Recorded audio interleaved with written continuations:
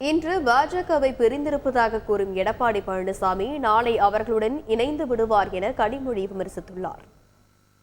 இன்னைக்கு சொல்றாரு அவங்க வேற நாங்க வேற, எங்களுக்கும் அவங்களுக்கும் சம்பந்தம் இல்லை, நம்பாதீங்க. மக்களுக்கு நடந்த கொடுமை அத்தனைக்கும் இவங்களும் பங்கு.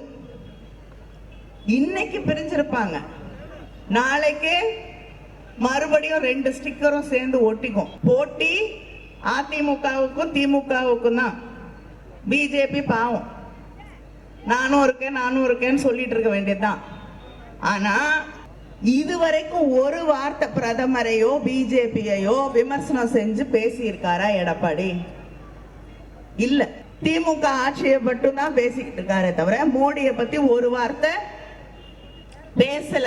ஏன்னா திருப்பி போய் கை கட்டிக்கிட்டு நிக்கணும்ல.